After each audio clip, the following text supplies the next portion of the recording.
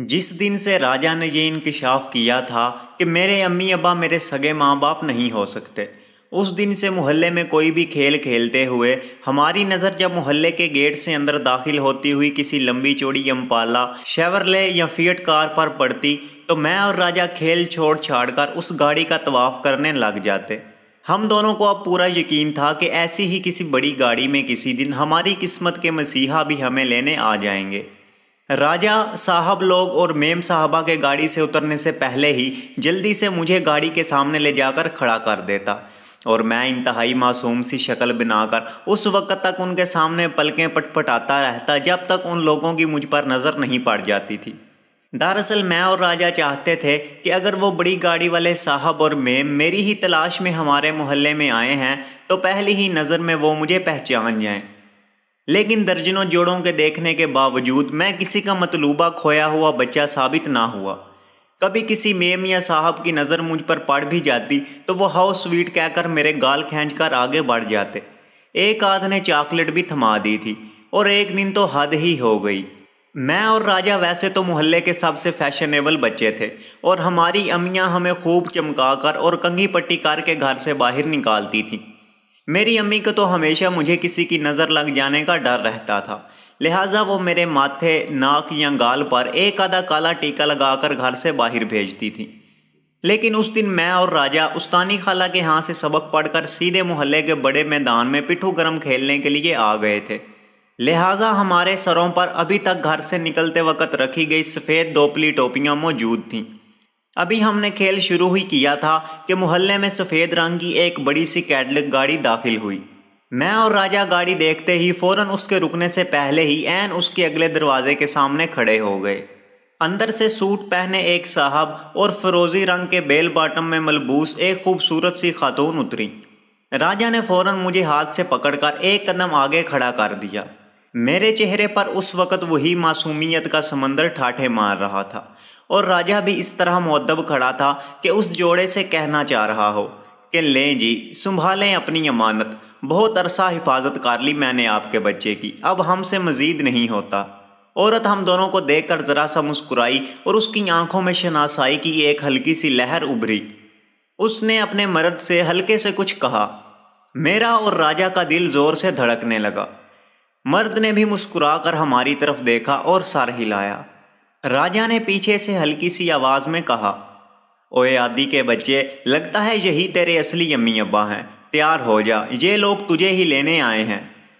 میں نے اپنے ذہن میں فوراً اپنی چیزوں کی فہرست ترتیب دے ڈالی کہ اپنے ترکے میں کیا کچھ مجھے ساتھ لے جانا تھا اور کون سی ایسی چیزیں تھیں جنہیں میں جاتے ہوئے محلے کے ان غریب بچوں میں بانٹ جاؤں گا۔ عورت اور مرد دونوں ہی مسکراتے ہوئے میری اور راجا کی جانب بڑھے۔ ہم دونوں نے اپنے دم سادھ لیے، دونوں ہمارے قریب پہنچ گئے۔ میم صاحب نے میرے گال چھو لیے اور مرد نے میرے سر پر ہاتھ پھیرا۔ دونوں کے ہاتھ آگے بڑھے اور کوئی کاغذ نما چیز ان کے ہاتھوں سے ہمارے ہاتھوں میں منتقل ہو گئی اور جوڑا آگے بڑھ گیا۔ کچھ دیر تک تو میں اور راجا سمجھ ہی نہیں پائے کہ کیا ہوا ہے۔ پھر جب ہم دونوں نے اپنی اپنی ہتھیلیاں کھولیں تو اس میں 10-10 روپے کے 2 نوٹ تھے۔ میم صاحب اور بڑے صاحب میرے اور راجا کے حلیے اور ہمارے سر پر سجی سفید ٹوپیاں دیکھ کر نہ جانے کیا سمجھے کہ ہمارے ہاتھوں میں پیسے تھما گئے۔ بقول راجا وہ ہمیں مدرسے کے لیے چندہ جمع کرنے والے بچے سمجھے تھے۔ اس قدر بےعزتی، غصے کے مارے میری آنکھوں میں پانی بھر آیا۔ میں وہی پیسے پھینک کر اور پیر پٹکتے ہوئے وہاں سے گھر کی طرف چل پڑا۔ راجا مجھے پیچھے سے آوازیں دیتا رہ گیا، لیکن میں نے پلٹ کر بھی نہیں دیکھا اور بھاگتا ہوا گھر چلا گیا۔ مغرب کے وقت راجا نے مجھے گھر کے باہر ہی دھر لیا، لیکن میں اب بھی اس سے روٹھا روٹھا سا تھا۔ یہ سب کچھ اسی کی وجہ سے تو ہوا تھا۔ نہ وہ مجھے یہ قیمتی مشورے دیتا، نہ آج یوں لوگ ہمیں مدرسے کے بچے سمجھ کر ہمارے ہاتھوں میں چندے کے پیسے تھماتے۔ میں نے تو راجا سے یہاں تک کہہ دیا تھا کہ اب مجھے اس کی کسی بات کا یقین ہی نہیں رہا۔ یہ سن کر راجا غصے میں آ گیا اور اس نے تیسری جماعت کی اردو کی کتاب کے سبق میں موجود بابا قادر جیلانی کی قسم کھائی کہ اس نے خود سینما کے بائسکوپ میں یہ سارا قصہ دیکھا ہے، اور اگر مجھے اب بھی یقین نہیں آ رہا تو پھر اس اتوار کو میں بھی اس کے ساتھ فلم دیکھنے چلوں۔ سچ تو یہ ہے کہ راجا کے منہ سے فلم کی کہانیاں اور سینما کے ماحول کے بارے میں سن کر خود مجھے بھی سینما جانے کا بے حد شوق ہونے لگا تھا۔ لیکن میری مجبوری یہ تھی کہ آج تک میں نے اکیلے کبھی محلے سے باہر والی سڑک پر قدم بھی نہیں رکھا تھا۔ سینما تو بہت دور کی بات ہے، مجھے کبھی سڑک کے پار پرچون والی دکان سے اپنے لیے پینسل، شارپنر یا ربڑ وغیرہ لینی ہوتی تو میں بڑے بھیا کے ساتھ سڑک پار دکان تک جاتا تھا۔ فلم کے نام پر میں نے آج تک صرف محلے میں ہر ہفتے آنے والے ایک بابا کا ٹین کا بڑا سا ڈبہ دیکھا تھا۔ اس ڈبے میں چاروں جانب اندر جھانکنے کے لیے چھوٹے چھوٹے سے گول روشن دان بنے ہوتے تھے، جن کے منہ پر ٹین کے ڈھکن لگا کر انہیں بند کیا ہوتا تھا۔ ہم نے اس بابے کا نام ہی منڈوا بابا رکھ چھوڑا تھا، اور جب کبھی وہ ہمارے محلے میں اپنی سائیکل پر منڈوے کا بڑا سا ٹین کا بکسا اٹھائے داخل ہوتا تو ہم سب بچے اپنی اپنی جیبوں سے ریزگاری نکال کر اس کے گرد جمع ہو جاتے تھے۔ جو جتنا بڑا سکہ پیش کرتا اس بچے کو اتنی ہی زیادہ دیر کے لیے اس بکس میں جھانکنے کی اجازت ہوتی۔ مجھے آج تک سمجھ نہیں آیا کہ اس چھوٹے سے بکس میں ندیم، شبنم، رانی، شاہد اور بابرہ شریف وغیرہ سبھی کیسے ایک ساتھ چلتے پھرتے دکھائی دیتے تھے۔ ہم سب کو یوں ندیدوں کی طرح اس بکس کے گرد طواف کرتے دیکھ کر راجہ ہم سب بچوں کا بہت مذاق اڑایا کرتا کہ بھلا یہ بھی کوئی فلم ہے؟ فلم دیکھنی ہے تو سینما کی فلم دیکھو، جس کے جہازی سائز کے پردے پر جب سندباد بحری قزاقوں سے لڑتا ہے یا ٹارزن جب شیر کی سواری کرتا ہے تو کلیجہ منہ کو آنے لگتا ہے۔ یہ ڈبہ بھلا کیا فلم دکھائے گا؟ یہ تو فلم کے نام پر دھبا ہے، اسے تو بائسکوپ کہنا بھی اصل بائسکوپ کی توہین ہے وغیرہ وغیرہ۔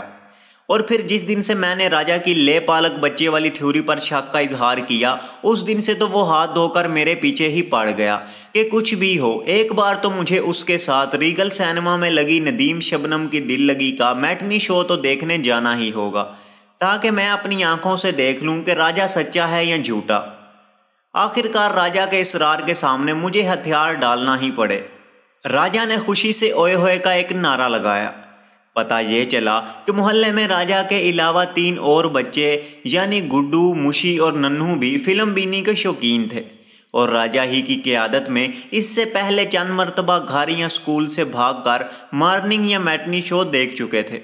یہ لوگ زیادہ تر قسطوں میں فلم دیکھتے تھے، مثلاً ہمارے شہر میں ایک فلم عموماً 2 ہفتے تو نکال ہی جاتی تھی۔ یہ لوگ کبھی فلم کا شروع کا آدھ گھنٹے کا حصہ، کبھی انٹرول کے بعد کا کچھ حصہ اور کبھی اختتام ہی پہلے دن دیکھ آتے تھے۔ اس طرح سے انہوں نے آج تک کوئی فلم پوری ایک ساتھ نہیں دیکھی تھی۔ بعد میں یہ سب بچے مل بیٹھ کر آگے پیچھے کی کہانی جوڑ کر اپنے طور پر پوری فلم کی کہانی سمجھنے کی کوشش کرتے، جو کہ عام طور پر اتنی گمبھیر ہوتی کہ کوئی ہدایت کار سن لے تو شاید اسی فلم میں سے 4-5 مزید فلمیں اور کہانیاں نکال سکتا۔ سب سے پہلا مسئلہ پیسوں کا تھا۔ میں نے راجہ سے کہا کہ میرے پاس ٹکٹ کے پیسے نہیں ہیں۔ راجہ نے دانت نکالے اور جیب سے 20 روپے نکال کر مجھے دکھائے۔ ان میں سے ایک نوٹ وہ تھا جو میں اس دن کار کے پاس پھینک کر بھاگ آیا تھا۔ راجہ نے تب مجھے سمجھایا کہ مایا یعنی پیسے روپے کی یوں نہ قدری نہیں کرنی چاہیے، ورنہ مایا دیوی روٹھ جاتی ہے۔ اسی خیال سے راجہ نے اس دن میرا پھینکا ہوا نوٹ بھی اٹھا لیا تھا کہ میرے کسی برے وقت میں کام آئے گا۔ میں نے گھور کر راجہ کو دیکھا، لیکن اب کیا ہو سکتا تھا؟ ظاہر ہے اس وقت ہم 5 ہی برے حال میں تھے۔ فلم کا سب سے اگلی لائن کا ٹکٹ 3 روپے کا ملتا تھا، مطلب ہم 5 کے ہوئے 15 اور باقی 5 روپے نے راجہ نے ہمیں انٹرول کے دوران عیاشی کرانے کا وعدہ کیا تھا۔ اب ہمیں بے چینی سے اتوار کے دن کا انتظار تھا، کیونکہ عام سکول کے دنوں میں ہمارا گھر سے نکلنا ناممکن تھا۔ خاص طور پر مجھ پر تو اتنے زیادہ پہرے لگے ہوئے تھے، اگر میں آدھ گھنٹہ سے زیادہ گھر سے باہر رہ جاتا تو امی فوراً بھیا یا ہمارا کو باہر محلے میں مجھے دیکھنے کے لیے بھیج دیتی تھی۔ لہٰذا مجھے اس بات کی فکر بھی کھائی جا رہی تھی کہ اتنی دیر تک میں گھر والوں کی نظر میں آئے بغیر گھر سے باہر کیسے رہ پاؤں گا۔ پہلے میں نے سوچا کہ وجو آپی کے گھر کا کہہ کر گھر سے اجازت لے لوں اور وجو آپی کو کسی بہانے سے منا لوں گا کہ اگر گھر سے کوئی پوچھنے آئے تو اسے کہہ دیں کہ وہیں کہیں ہوں۔ لیکن پھر میں نے خود ہی اپنے ذہن کا بنایا یہ منصوبہ ترک کر دیا۔ وجو آپی میرے گھر والوں کو تو سنبھال لیں گی، لیکن ان کو کون سنبھالے گا؟ وہ تو سوال پوچھ کر مجھے نڈھال ہی کر دیں گی۔ پھر اگر انہیں اس بات کی ذرا بھی بھنک پڑ گئی کہ میں راجہ کے ساتھ اتنی دیر کے لیے کہیں جا رہا ہوں تو پھر تو سمجھو قیامت ہی برپا کر دیں گی۔ کچھ سمجھ نہیں آ رہا تھا کہ یہ معاملہ کیسے حل ہوگا۔ آخرکار اسی 6 و 5 اتوار کا دن بھی آ گیا اس دن میری حالت کچھ ایسی تھی کہ میں ہر آہٹ پر چونک ہی پڑتا، جیسے میرے ماتھے پر لکھا ہو کہ آج میں فلم دیکھنے جا رہا ہوں۔ 2 مرتبہ تو آتے جاتے صحن میں ابا سے ٹکرا گیا۔ ایک مرتبہ ٹھوکر سے ان کا حقہ الٹ گیا۔ ابا زور سے گرجے۔ کیا ہو گیا ہے لڑکے؟ وہاں سے گھبرا کر پلٹا تو برآمدے میں اسکول کا کام کرتے آڑے ترچھے لیٹے بھیا کی کمر پر چڑھ گیا۔ ان کی ایک زوردار چینخ گونجی اور اس سے پہلے کہ میں ان کے ہتھے چڑھتا میں بھاگ کر امی کے پیچھے چھپ گیا۔ جیسے جیسے میٹنی شو کا وقت قریب آتا جا رہا تھا، میری دل کی دھڑکنیں یوں بے ترتیب ہوتی جا رہی تھیں جیسے دل ابھی سینے کے پنجے سے باہر نکل آئے گا۔ آخر کار قسمت کو مجھ پر کچھ رحم آ ہی گیا۔ میرے سب سے بڑے پہرے دار یعنی بڑے بھیا دوپہر 2 بجے امی سے اجازت لے کر ہاکی کا میچ کھیلنے بڑے ہاکی گراؤنڈ چلے گئے۔ ان کے ٹلنے پر میں نے خدا کا شکر ادا کیا۔ امارہ کو ہمسائی شاہدہ اپنے گھر بلا لے گئی۔ وہ امارہ کے ساتھ مل کر پھر کسی بدمزہ ٹماٹر کی چٹنی بنانے کا کوئی نیا تجربہ کرنا چاہتی تھی۔ یہ اس کا اور امارہ کا محبوب مشغلہ تھا۔ ان دونوں کی بنائی ہوئی چٹنیاں اور مربے عام طور پر محلے کی بلیوں اور مرغیوں کے آگے ڈالنے کے کام آتے تھے۔ 2:30 بج چکے تھے اور 3 بجے میٹنی شو کا وقت تھا۔ باہر سے راجہ کی مخصوص سیٹیوں کی آواز لگاتار آنا شروع ہو گئی تھی۔ ابا اتوار کے دن دادی سے ملنے جایا کرتے تھے۔ ان کی واپسی عصر سے پہلے ناممکن تھی۔ امی دوپہر کو ذرا دیر کے لیے کمر ٹکاتی تھی، بس مجھے اسی موقع کا انتظار تھا۔ کچھ ہی دیر میں امی باورچی خانے سے برتن وغیرہ سنبھال کر باہر نکلی اور کمرے کی طرف جاتے ہوئے مجھ سے بولیں، عادی وہاں صحن میں بیٹھے کیا کر رہے ہو؟ چلو کچھ دیر کے لیے لیٹ جاؤ۔ دیکھو دوپہر میں کہیں کھسک نہ جانا ورنہ بہت پٹائی کروں گی۔ امی اندر چلی گئی۔ ہم بچے عام طور پر اپنی اماؤں کی ایسی دھمکیوں کو زیادہ خاطر میں نہیں لاتے، کیونکہ ہم جانتے ہیں کہ ماؤں کی پٹائی کیسی ہوتی ہے۔ مارتے ہوئے بھی ان کی کوشش یہی ہوتی ہے کہ خود ان کا ہاتھ دکھتا ہے تو دکھ جائے، پر ان کے جگر گوشے کو کوئی کاری ضرب نہ لگنے پائے۔ اور پھر میری امی کے لیے تو میرے منہ سے نکلی ایک زور کی ہائے ہی کافی تھی۔ ساری مار پٹائی بھول کر درد والی جگہ پر پھونکے مارنے لگتی تھی۔ امی کے کمرے میں جاتے ہی میں دبے پاؤں اٹھا اور گلی میں نکلتے ہی میں نے محلے کی 4 دیواری کی طرف دوڑ لگا دی، جہاں راجہ دوسرے فلم بین بچوں سمیت میرا انتظار کر رہا تھا۔ راجہ نے مجھے دیکھتے ہی جھاڑا کہ اتنی دیر کہاں لگا دی۔ میں نے حیرت سے ان چاروں کے حلیے کو دیکھا۔ وہ سب کے سب بڑے چیک والی بو شرٹس پہنے، آنکھوں پر بڑے بڑے کالے چشمے لگائے، بالوں میں تیل ڈالے اور بڑے بڑے خانوں والے کھلے پانچوں والے فلیپر پہنے کھڑے تھے۔ صرف ان کے کپڑوں کے رنگ ہی مختلف تھے، ورنہ وہ چاروں اس وقت ایک ہی گھر کے 4 جوکر لگ رہے تھے۔ ننو کا چشمہ تو اس کے چہرے سے بھی کافی بڑا تھا، لہٰذا بار بار پھسل کر اس کی گردن تک آ جاتا تھا، جسے وہ جلدی سے پھر سے اپنی ناک پر ٹکانے کی کوشش میں اسے مزید لٹکا دیتا۔ پتہ چلا کہ راجہ نے ان سب کو بڑوں والے حلیے میں آنے کا کہا تھا۔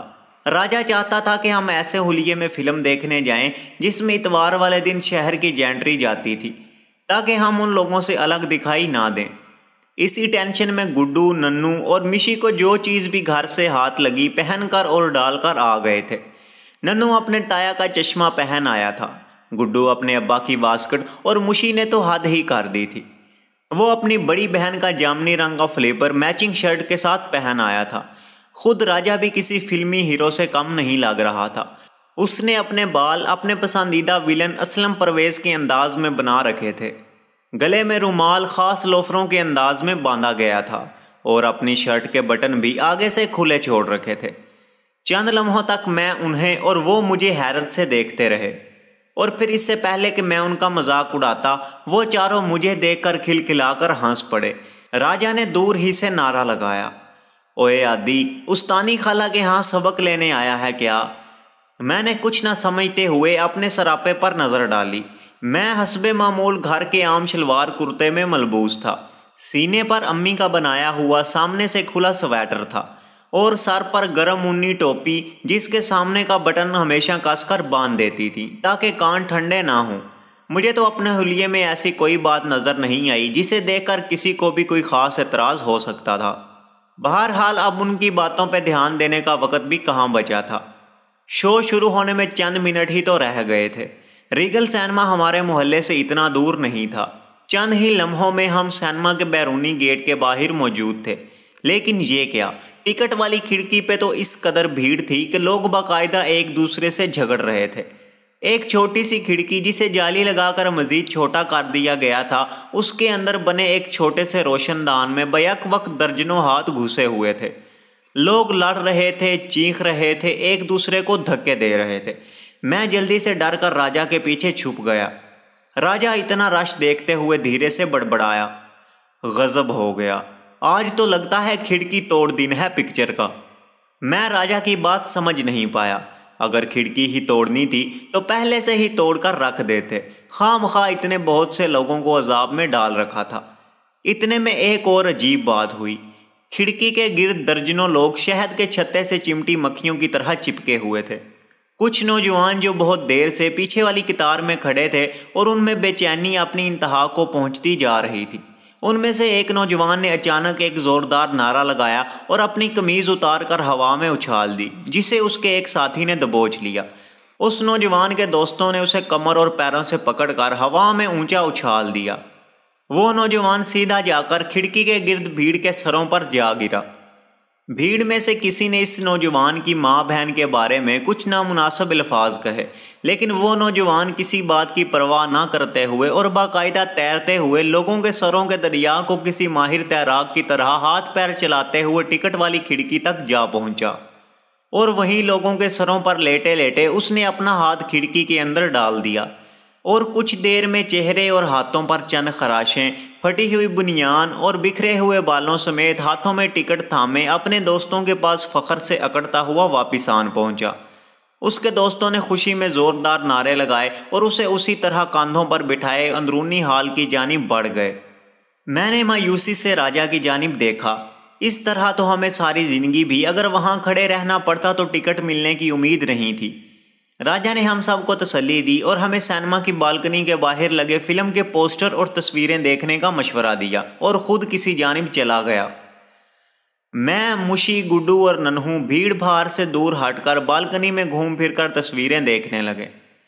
یہ تو خاصا بڑا سینما ہال لگ رہا تھا، بلکہ ہماری پرائمری اسکول سے بھی بڑا تھا۔ دیواروں پر ہمارے قد سے بھی بڑی ندیم اور شبنم کی تصویریں لگی ہوئی تھیں، اور ایک بہت بڑے سے تختے پر اندر چلنے والی پکچر کی کہانی کی تصویریں بھی لگائی گئی تھیں۔ ہمارے لیے یہ سب بہت عجیب، خوبصورت اور خوابناک تھا۔ کچھ ہی دیر میں شہر کی وہ جینٹری بھی آنا شروع ہو گئی جس کا ذکر راجا نے ہم سے پہلے ہی کر رکھا تھا۔ یہ وہ لوگ تھے جو پہلے سے ہی ٹکٹ بک کروا کر رکھتے تھے، یا پھر شہر کے اہم عہدوں پر فائز لوگوں کی فیملیز تھیں، جیسے کمشنر صاحب، ڈپٹی صاحب، بڑے لاٹ صاحب، ایس پی صاحب، جنہیں ہر نئی فلم کے رعایتی پاس پہلے سے ہی مہیا کر دیے جاتے تھے۔ یہ سب لوگ بنا کسی بھیڑ میں بنی قطار میں لگے اور بنا اپنے سنورے ہوئے بال خراب کیے ہاتھوں میں بیگم صاحبات کے ہاتھ تھامے اور نوکروں کو لیمن یا فالسے کی ٹھنڈی بوتلوں کی ٹوکریاں تھمائے چپس اور چیونگم چباتے ہوئے ہنستے مسکراتے سینما ہال میں داخل ہو رہے تھے۔ سب ان بچوں کو پیار کر رہے تھے اور ان کو جھک جھک کر سلام کر رہے تھے۔ میرے دل میں بھی ایک عجیب سی خواہش اور خیال نے اسی لمحے جنم لیا کہ آئندہ میں تب ہی فلم دیکھنے آؤں گا جب میں خود لاٹ صاحب بن جاؤں گا۔ بھلا یوں بھیڑ بھاڑ میں اور گرد میں لڑتے ہوئے ٹکٹ حاصل کر کے بائسکوپ دیکھنے کا بھی کوئی مزہ ہے۔ مجھے تو باہر موجود سبھی لوگ لڑاکا مرغوں کا ایک بفرا ہوا گول لگ رہے تھے۔ اب اندر سے زوردار اور گھن گرج کے ساتھ کچھ آوازیں آنا بھی شروع ہو گئی تھی۔ ننو پہلے بھی راجا کے ساتھ ایک آدھ مرتبہ پکچر دیکھنے آ چکا تھا۔ اس نے بتایا کہ اندر پاکستان کا تصویری خبر نامہ شروع ہو چکا ہے اور اب کچھ ہی دیر میں جھنڈا دکھا کر ترانہ بجایا جائے گا اور پھر اصل فلم شروع کی جائے گی۔ راجا کو گئے بہت دیر ہو گئی تھی، اب تو ہم سب کو اس کی فکر شروع ہو گئی تھی۔ اچانک گیلری کے اختتام سے راجا ایک عمر رسیدہ شخص کے ساتھ دکھائی دیا۔ اس شخص نے موٹا سا نظر کا چشمہ لگا رکھا تھا۔ قریب آ کر اس نے ہم سب کو اپنے چشمے کے پیچھے گھورتی دو چھوٹی چھوٹی آنکھوں سے غور سے دیکھا اور راجا سے پوچھا، کیا یہی چاروں ہیں؟ راجا نے جلدی سے دانت نکالے، جی، ہم پانچوں کو ہی شاہ جی نے بھیجا ہے۔ عمر رسیدہ شخص نے اپنے آپ سے بڑبڑاہٹ کی، کمال کرتے ہیں شاہ جی بھی، اتنے کم عمر بچوں کو اکیلا بھیج دیا سینما ہال۔ پھر وہ ہم سے مخاطب ہوا، اچھا چلو آؤ، میں تم لوگوں کو ہال میں بٹھا دوں، جب ٹکٹ چیک کر آئے تو صرف اس کو اتنا ہی کہہ دینا کہ تم شاہ جی کے بھیجے ہوئے ہو، سمجھ گئے نا؟ راجا نے جلدی سے سر ہلایا۔ ہماری سمجھ میں تو کچھ بھی نہیں آ رہا تھا کہ یہ کس شاہ جی کی بات ہو رہی ہے جس نے ہمیں بھیجا ہے اور خود ہمیں کو خبر نہیں۔ میں نے سوالیہ نگاہوں سے راجا کی طرف دیکھا، لیکن اس نے چھپ کے جلدی سے اپنے ہونٹوں پر انگلی رکھ کر ہمیں خاموش رہنے کا اشارہ کر دیا۔ وہ شخص ہمیں لیے ہوئے ایک بہت بڑے سے اندھیرے ہال میں داخل ہو گیا، جہاں ایک بہت بڑے پردے پر تصویریں چل رہی تھی۔ اندھیرا اتنا تھا کہ ہاتھ کو ہاتھ سجھائی نہیں دے رہا تھا۔ مشی کسی عورت کے پاؤں پر چڑھ گیا، وہ زور سے چلائی، ہم سب سہم گئے۔ عورت کے ساتھ بیٹھے ہوئے کمزور سے شخص نے کڑک کر کہا، جی دیکھ کر چلیے، ہماری بیگم کے پاؤں کا کیما کر دیا۔ ہم سب جلدی سے آگے بڑھ گئے۔ بعد میں راجا سے پتہ چلا کہ اس جگہ کو سٹال کہتے ہیں۔ یہ ہال کے سب سے آخر میں بنی ہوئی بہت سی بالکنیوں میں سے ایک بالکنی تھی۔ میں نے راجا کو کوہنی مار کر کہا کہ اتنی دور بیٹھ کر پکچر دیکھنے میں بھلا کیا خاک مزہ آئے گا۔ راجا نے تو وعدہ کیا تھا کہ وہ ہمیں سب سے اگلی قطار میں بٹھا کر فلم دکھائے گا۔ راجا نے دھیرے سے میرے کان میں کہا، ابے جاہل، میں تم لوگوں کو 10 روپے والے سٹال میں بٹھوا رہا ہوں اور تم لوگ 12 آنے والے بینچ پر بیٹھنے کی ضد کر رہے ہو۔ چپ چاپ میرے پیچھے چلے آؤ۔ اس دن پہلی دفعہ مجھے پتا چلا کہ سینما کی جو سیٹ پردے سے جتنی دور ہوتی ہے اس کا کرایہ اتنا ہی زیادہ ہوتا ہے۔ عجیب بے وقوف لوگ تھے یہ سینما والے بھی۔ غفور چچا کے ہاں تو ٹی وی کے قریب بیٹھنے کے لیے ہم بچوں میں باقاعدہ جنگ ہوا کرتی تھی، اور یہاں یہ لوگ دور بیٹھنے کے لیے باقاعدہ زیادہ پیسے دینے کو تیار تھے۔ وہ عمر رسیدہ شخص ہمیں ہماری سیٹوں پر بٹھا کر چلا گیا۔ جاتے جاتے اس نے ازراہ مروت راجا سے پوچھا کہ کھانے پینے کے لیے کچھ چاہیے ہو تو بتا دیں۔ راجا نے فوراً اس سے گرم مونگ پھلیاں، آئس کریم، بھنے ہوئے پاپ کارن اور لیمن سوڈے کی بوتلیں سب کے لیے بھجوانے کا کہہ دیا۔ میں شدید حیرت زدہ تھا کہ 20 روپے میں ہمیں سٹال میں سیٹ بھی مل گئی تھی، اور اس کے باوجود بھی اتنے پیسے بچ گئے تھے کہ راجا نے اتنا بہت کچھ آرڈر بھی کر دیا تھا۔ ہم ابھی اسی ششو پنج میں تھے کہ فلم شروع ہو گئی۔ ہیرو کے پردے پر آنے پر لوگوں نے زوردار سیٹیاں بجائیں اور کچھ لوگوں نے سکرین پر سکے نچھاور کیے۔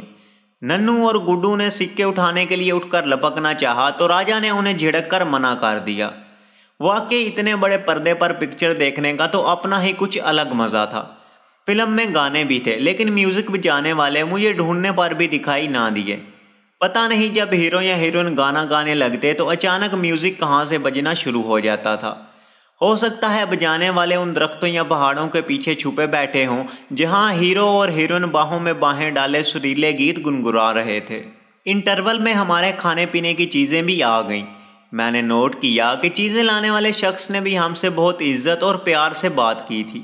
راجا ٹانگ پر ٹانگ رکھے ایک کے بعد دوسرا آرڈر دیتا رہا، اور کریٹوں اور پھلوں اور ڈرائی فروٹ سے بھری ٹوکریاں آتی رہیں۔ درمیان میں ایک مرتبہ ایک شخص ٹارچ لیے ٹکٹ چیک کرنے کے لیے بھی آیا، لیکن راجا نے تحکمانہ لہجے میں اسے بتایا کہ سیٹ نمبر 1 سے لے کر 5 تک سارے بچے شاہ جی کے بھیجے ہوئے ہیں۔ ٹکٹ چیک کر جلدی سے سر ہلاتا ہوا آگے بڑھ گیا۔ فلم کا ہیرو ندیم اس میں موٹر مکینک کا کردار ادا کر رہا تھا۔ گڈو اور ننو نے وہیں پر عہد کر لیا کہ وہ دونوں بھی بڑے ہو کر موٹر مکینک بنیں گے اور شبنم جیسی میم سے ہی شادی کریں گے۔ آخر کار 3 گھنٹے کے بعد فلم ختم ہو گئی۔ فلم کے اختتام پر راجا کچھ جلدی میں دکھائی دیا۔ اس نے ہم سب کو بھی جلد از جلد سینما سے نکل کر باہر جمع ہونے کا حکم دیا، اور خود بھی بھیڑ بھاڑ میں کوٹتا پھاندتا غائب ہو گیا۔ سینما سے نکلتے ہی مجھے گھر کی فکر دامنگیر ہوئی۔ مجھے جتنی صورتیں اور آیات یاد تھیں وہ سب پڑھتے ہوئے میں دل ہی دل میں خدا کے سامنے گڑ گڑا رہا تھا کہ خدا کرے میری اتنی لمبی غیر حاضری کا گھر والوں نے نوٹس نہ لیا ہو، ورنہ میری تو خیر ہی نہیں۔ کامتے ہاتھوں سے میں نے ٹھیک شام 6:15 پر گھر کا دروازہ کھولا۔ صحن میں کوئی دکھائی نہیں دے رہا تھا۔ ڈرتے ڈرتے برآمدے میں جھانکا تو امی پر نظر پڑی، جو ستانی خالہ کے ساتھ بیٹھی ادھر ادھر کی باتوں میں مشغول تھی۔ مجھے دیکھتے ہی بولی، عادی کہاں آوارہ گردی کرتے رہتے ہو دن بھر؟ ابھی تمہارے بھیا کو میں نے سکینہ کے ہاں بھیجا ہے تمہیں بلانے کے لیے۔ کہاں غائب تھے دن بھر؟ مطلب امی کو خاص پتہ نہیں تھا کہ میں کب سے غائب ہوں۔ میں کچھ جواب سوچ ہی رہا تھا کہ بڑے بھیا اندر داخل ہوئے اور وہیں سے بولے، اے لو، یہ جناب یہاں موجود ہیں اور میں ان کی تلاش میں سارے کا سارا محلہ چھان کر آ رہا ہوں۔ اس کے لوفر دوستوں میں سے بھی کوئی دکھائی نہیں دیا۔ کہاں تھے تم سارے؟ یہیں تو تھے ہم سارے، راجا کے ساتھ اسکول کا کام کر رہے تھے۔ راجا کے نام پر بھیا چونکے، لیکن استانی خالہ کی وجہ سے بات آگے نہیں بڑھی اور امی نے ہلکی سی ڈانٹ پلانے کے بعد مجھے منہ ہاتھ دھونے اور کپڑے تبدیل کرنے کا حکم دیا۔ ابا کہاں تھے یہ میں نے پوچھنے کی جسارت ہی نہیں کی۔ میں نے دل ہی دل میں خدا کا لاکھ شکر ادا کیا کہ کسی کو بھی میری اتنی بڑی واردات کی کچھ خبر نہ ہو سکی تھی۔ لگتا تھا اس دن قسمت واقعی مجھ پر مہربان تھی، کیونکہ ابا بھی دادی کی طرف سے آنے کے بعد امارہ کو لے کر بازار چلے گئے تھے۔ شام کو بھی میں جلد ہی بستر میں گھس گیا اور وہ شام میری ایسے سپنے دیکھتے گزری جس میں سب کچھ دل لگی جیسا تھا، سوائے ہیرو کے جس کی جگہ عادی نے لے لی تھی۔ اگر آپ کو ہماری یہ کاوش پسند آئی ہو تو برائے مہربانی چینل کو سبسکرائب کرنا مت بھولیں اور ساتھ لگے بیل آئیکن کو بھی ضرور پریس کر لیں تاکہ آنے والی مزید اقساط اور دوسری ویڈیوز کا نوٹیفیکیشن آپ کو سب سے پہلے مل سکے۔